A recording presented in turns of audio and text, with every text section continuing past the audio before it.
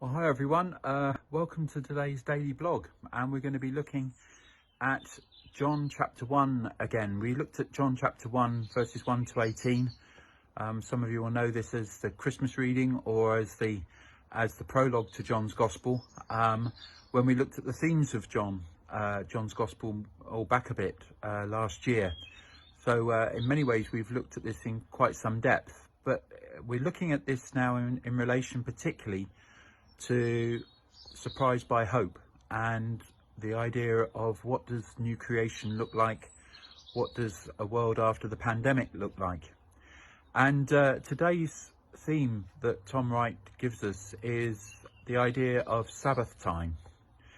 Now the word Sabbath often we would associate in the Christian tradition with the idea of Sundays and of maybe going to church, and certainly historically it was a time where shops didn't used to be open. It used to be that many people, certainly an older community, would say they weren't allowed to play even in the street, and things like that.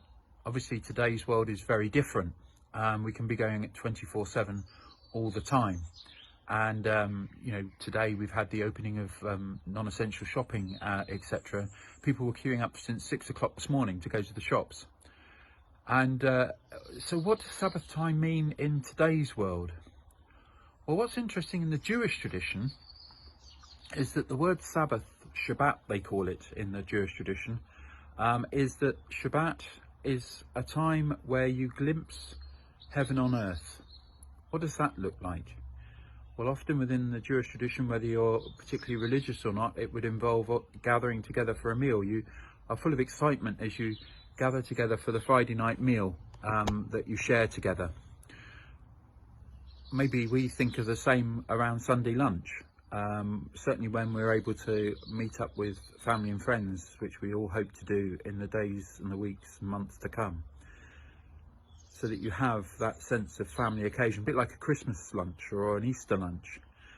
That is Sabbath time. But here's the thing, that's actually about that time coming forward from heaven, from a heaven time. In the Jewish great hope, it was the idea that God would come from heaven and dwell on earth. And while they waited for that, they would actually look forward to Sabbath time. Now, when you take all that into our Christian understanding of who Jesus is, what's interesting is, in the same way as the temple was meant to represent the place where God met with humanity, heaven met with earth, so the Sabbath became the same idea but in time. The temple for place and the Sabbath for time. It was a meeting between heaven and earth. What does that look like? Well, then in John chapter 2, Jesus says something very interesting. He says, when he goes into the temple, destroy this temple, and in 3 days I'll rebuild it. How could he possibly do that?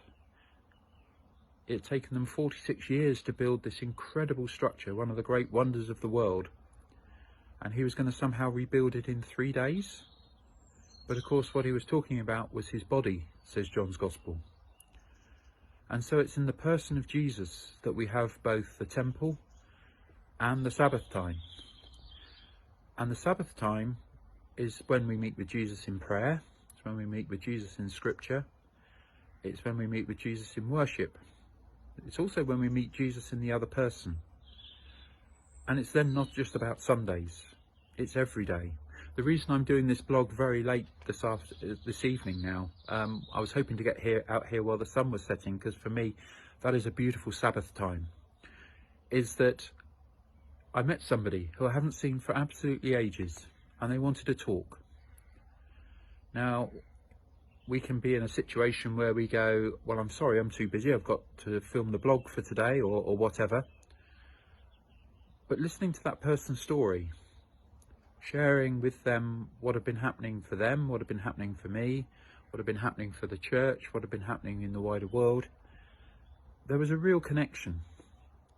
And this lady blessed me, and maybe in some small way I could have been a blessing to her.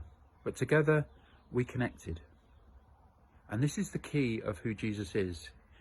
If we remember from Matthew's Gospel, he is Emmanuel, God with us.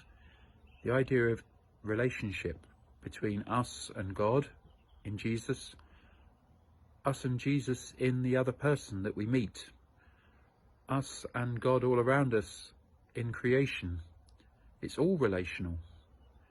And when we have those moments of value and worth, such as at sunset or dawn, or any other time, it's Sabbath time. And Sabbath time reminds us of a God dimension where it's always Sabbath time. And so John's Gospel, the Word made flesh, comes to dwell amongst us. Isn't that wonderful? Something to hold in our hearts, even in the moments where we meet somebody we haven't necessarily seen for some time. Have a good rest of the day.